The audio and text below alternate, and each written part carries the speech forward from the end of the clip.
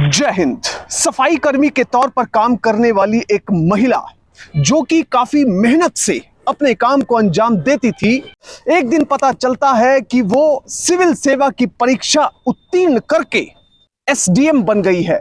जैसे ही ये खबर किसी को भी पता चलती है, समाज, पड़ोसी, रिश्तेदार बधाई देना शुरू कर देते हैं। मीडिया कर्मी बड़े स्तर पर इस सफाई कर्मी के घर पर पहुंच जाते हैं। इसके साथ ही त्योहार जैसा सिलसिला इस सफाई कर्मी के घर पर, इस महिला के घर पर शुरू हो जाता है।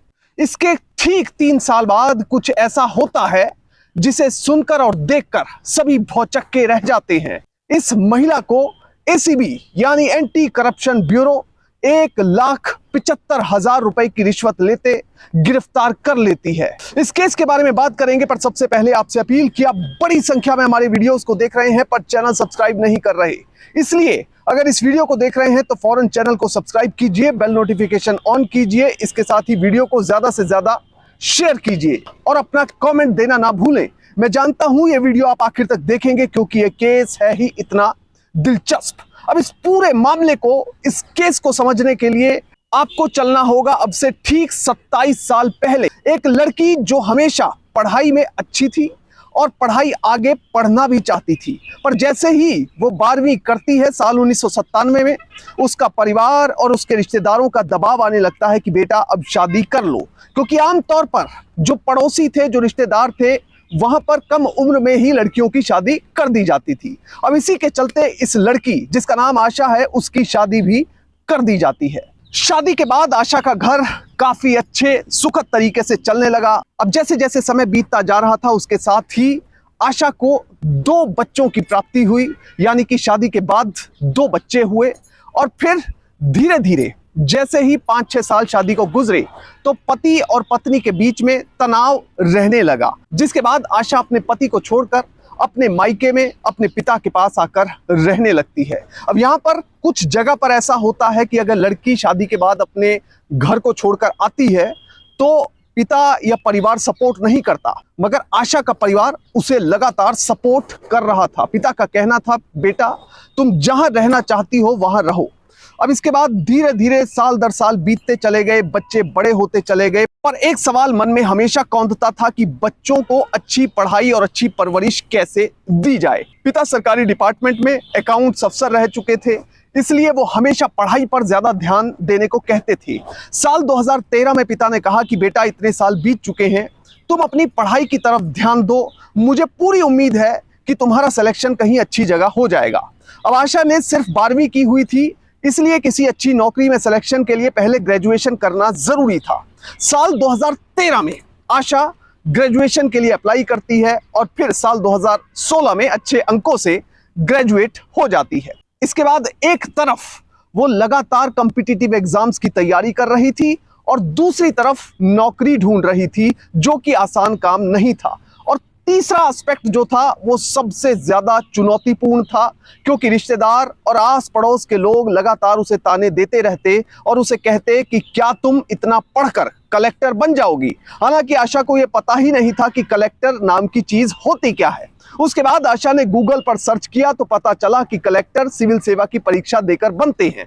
आशा के मन में एक उम्मीद की किरण जागी और उसने सिविल सेवा की परीक्षा देने के बारे में सोचा। अब राजस्थान की रहने वाली आशा लगातार दिन रात पढ़ाई करती रहती। जिस भी तरह से उसे गूगल पर इंफॉर्मेशन मिलती या कुछ लोग उसे बताया करते, वो उसी तरह से अपनी पढ़ाई को आगे बढ़ा रही थी। वहीं दूसरी तरफ वो अलग अलग नौकरियों के लिए अप्लाई भी कर रही थी और इसी क्रम में उसने साल 2018 में पीसीएस यानी कि राजस्थान एडमिनिस्ट्रेटिव सर्विस के एग्जाम के लिए अपना फॉर्म भर दिया। उसके बाद साल 2019 में उसने अपना मेंस का एग्जाम दिया और इसके साथ ही जिस तरह से वो अलग अलग जगह नौकरी के लिए अप्लाई कर रही थी, तो एक जगह उसने सफाई कर्मी की पोस्ट के लिए अप्लाई किया था। साल 2019 में मेंस का एग्जाम देने के बाद कुछ ही दिन बीते थे, तभी आशा को एक कॉल लेटर आता है। जोधपुर नगर निगम में उसकी सफाई कर्मी के तौर पर अपॉइंटमेंट हो गई थी। अब इस अपॉइंटमेंट लेटर को देखकर आशा काफी खुश होती है। हालांकि अभी भी आईएएस और पीसीएस बनने का सपना काफी दूर था, पर ये उसे अपने पड़ाव तक, अंतिम पड़ाव तक पहुंचने के लिए पहली सीढ़ी के तौर पर नजर आता है। अब परिवार भी काफी खुश था, मगर कुछ लोग ये बातें जरूर बना रहे थे कि जो पिता है वो अकाउंट्स अफसर के तौर पर नौकरी करते थे और उनकी बेटी सफाई कर्मी के तौर पर नौकरी करेगी। पर लोगों के ताने सुनने के बावजूद इस लड़की ने पढ़ाई नहीं छोड़ी और लगातार मेहनत करती रही। सुबह ड्यूटी पर जाना, वहां से वापस आने के बाद अपने घर के काम निपटाना और उसके बाद अपनी पढ़ाई में लग जाना। अब करते करते मेंस का एग्जाम हुआ, फिर इंटरव्यू हुआ। 2018 में जो परीक्षा का फॉर्म इन्होंने भरा था उसके लिए 2-3 साल का समय गुजर गया और फिर आया साल 2021 का जुलाई महीना। जुलाई महीने में RAS यानी PCS एग्जाम का रिजल्ट आया और उसमें आशा की आई 728वीं रैंक। जैसे ही 728वीं रैंक आई, परिवार वाले सभी खुशी से झूम उठे, क्योंकि उन्हें यह एहसास हो रहा था कि उनकी जो लंबी एक जर्नी थी, लंबी जो स्ट्रगल थी, वो कहीं आकर अब पूरी हो गई है। उनकी बेटी को अपनी मंजिल मिल गई है। आशा को भी ऐसा ही लग रहा था। जो पड़ोस वाले थे, जो रिश्तेदार थे, वो अब आशा को सम्मान की नजर से देख रहे थे। जितने भी रिश्तेदार थे, अब वो सभी आशा का एग्जाम्पल देकर कहा करते कि देखो, अगर किसी से इंस्पिरेशन लेनी है तो इस लड़की से लो, जिसने सारी चुनौतियों को पार पाते हुए पहले सफाई कर्मी के तौर पर नौकरी की और उसके बाद PCS अफसर बनकर दिखाया, SDM बनकर दिखाया। एग्जाम क्लियर होने के बाद ऐसे ऐसे रिश्तेदार, ऐसे ऐसे जान पहचान वाले जिन्हें शायद मिले और बात किए भी सालों साल हो गए थे, अब वो आशा को फोन कर रहे थे, बधाई दे रहे थे। यहां तक कि महापौर और बड़े बड़े नेता भी आशा को बधाई देने के लिए घर पर पहुंच रहे थे। अब सभी के मन में यह इंप्रेशन बन चुका था कि आशा अब SDM बन चुकी है और अब उसे जल्द से जल्द कहीं ना कहीं अपॉइंटमेंट मिल जाएगी। अब जब ये सब कुछ हुआ, उसके बाद आशा से ज्यादा संपर्क किसी ने नहीं रखा, क्योंकि सबको पता है कि एग्जाम क्लियर करने के बाद ट्रेनिंग होती है, काफी कठिन ट्रेनिंग होती है और उसके बाद पोस्टिंग आती है। वो भी होम पोस्टिंग आमतौर पर लोगों को नहीं मिलती। अब धीरे धीरे इस बात को समय बीत जाता है और फिर आता है साल 2024। एंटी करप्शन ब्यूरो को इनपुट मिलता है कि यह महिला भर्ती के नाम पर कई लोगों से पैसे ले रही है। सफाई कर्मी के तौर पर सरकारी नौकरी में भर्ती करवाने के नाम पर लोगों से लाखों में रिश्वत ली जा रही है।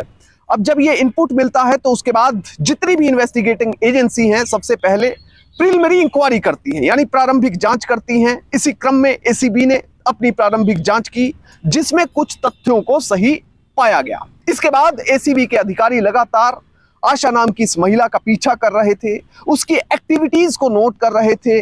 फोन को सर्वेलेंस पर लगाया गया ताकि ये पता चल सके कि ये महिला कहां पर जा रही है, किन लोगों से मिल रही है, किन लोगों से बातें कर रही है।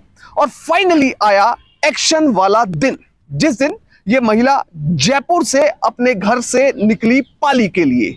पाली जो कि तकरीबन जयपुर से 302 किलोमीटर दूर है।